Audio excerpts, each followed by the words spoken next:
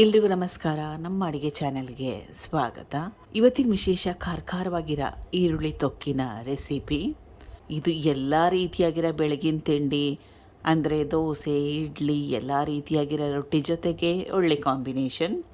ಮಾಡೋದು ತುಂಬಾ ಸುಲಭ. ಕಡಿಮೆ ಪದಾರ್ಥಗಳನ್ನ ಉಪಯೋಗ ಮಾಡಿರೋ ಅಂಥ ರೆಸಿಪಿ.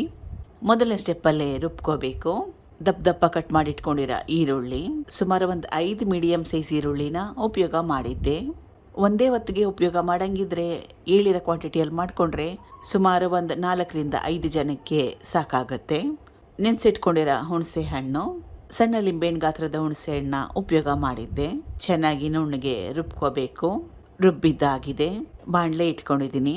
2ರಿಂದ 3 ಟೇಬಲ್ ಸ್ಪೂನ್ ಅಷ್ಟು ಎಣ್ಣೆ. ಸ್ವಲ್ಪ ಎಣ್ಣೆ ಜಾಸ್ತಿ ಹಾಕೋಬೇಕಾಗತ್ತೆ, ಅಥವಾ ನಿಮಗೆ ಜಾಸ್ತಿ ಅನಿಸಿದ್ರೆ ಸ್ವಲ್ಪ ಕಡಿಮೆ ಹಾಕ್ಕೊಳ್ಳಿ. ಸಾಸಿವೆ ಸಣ್ಣ ಚಮಚದಲ್ಲಿ 1 ಚಮಚದಷ್ಟು, 1/4 ಚಮಚದಷ್ಟು ಹಿಂಗು, ಅಚ್ಕಾರದ ಪುಡಿ ಸುಮಾರು ಒಂದು 2 ಟೇಬಲ್ ಸ್ಪೂನ್ ಅಷ್ಟು. ಇದು ಬ್ಯಾಡಗಿ ಒಣಮೆಣಸಿನಕಾಯಿ ಅಚ್ಕಾರದ ಪುಡಿ, ಖಾರ ಜಾಸ್ತಿ ಇರೋದಿಲ್ಲ. 1 ಟೇಬಲ್ ಸ್ಪೂನ್ ಅಷ್ಟು ಧನಿಯಾ ಪುಡಿ. ಈ ಪದಾರ್ಥಗಳನ್ನ ಹಾಕಿದ್ಮೇಲೆ 20 ಸೆಕೆಂಡ್ ಅಷ್ಟು ಹುರ್ಕೋಬೇಕು ಲೋ ಫ್ಲೇಮ್ನಲ್ಲಿ, ಸಣ್ಣ ಉರಿಯಲ್ಲಿ.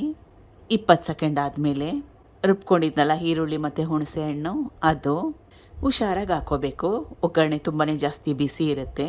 ರುಬ್ಕೊಂಡಿರೋ ಈರುಳ್ಳಿ ಹಾಕಿದ ತಕ್ಷಣವೇ ಸಿಡಿಯೋ ಚಾನ್ಸಸ್ ಇರುತ್ತೆ. ಸಣ್ಣ ಉರಿಯಲ್ಲಿ ಇಟ್ಕೋಬೇಕು. ಈರುಳ್ಳಿ ಪೇಸ್ಟನ್ನ ಹಾಕೊಳ್ಳೋವಾಗ ಅದೇ ಜಾರ್ಗೆ ಸ್ವಲ್ಪ ನೀರನ್ನ ಹಾಕ್ಕೊಂಡು ಸೇರಿಸ್ಕೊಳ್ತಾ ಇದ್ದೀನಿ. ಚೆನ್ನಾಗಿ ಕಲಸಿದ್ದಾಗಿದೆ. ರುಚಿಗೆ ತಕ್ಕಷ್ಟು ಉಪ್ಪು, 1 ಟೇಬಲ್ ಸ್ಪೂನ್ ಅಷ್ಟು ಬೆಲ್ಲ ಮತ್ತು ಉಪ್ಪು ಹಾಕೊಂಡ್ಮೇಲೆ ಚೆನ್ನಾಗಿ ಕಲಿಸ್ಕೊಂಡು ಎಣ್ಣೆ ಬಿಡೋವರೆಗೂ ಬೇಯಿಸ್ಕೋಬೇಕು. ಸುಮಾರು ಒಂದು 10 ನಿಮಿಷ ಸಣ್ಣ ಉರಿಯಲ್ಲಿ ಬೇಯಿಸ್ಕೊಂಡ್ಮೇಲೆ ಎಣ್ಣೆ ಬಿಟ್ಟಿದೆ, ಗಟ್ಟಿ ಕೂಡ ಬಂದಿದೆ. ಇದು ತುಂಬಾ ಟೇಸ್ಟಿಯಾಗಿರುತ್ತೆ. ಮತ್ತು ನಾನು ಕಡಿಮೆ ಪದಾರ್ಥಗಳನ್ನ ಉಪಯೋಗ ಮಾಡಿದ್ದೀನಿ. ಸ್ಟೋರ್ ಮಾಡೋಂಗಿದ್ರೆ ಏರ್ ಟೈಟ್ ಕಂಟೈನರಲ್ಲಿ ಹಾಕಿ ಫ್ರಿಡ್ಜಲ್ಲಿ ಸ್ಟೋರ್ ಮಾಡಬೇಕು. ಫ್ರಿಡ್ಜಲ್ಲಿ ಸ್ಟೋರ್ ಮಾಡೋಂಗಿದ್ರೆ ಸುಮಾರು 1 ತಿಂಗಳಾದರೂ ಕೇಳೋದಿಲ್ಲ, ಚೆನ್ನಾಗಿರುತ್ತೆ.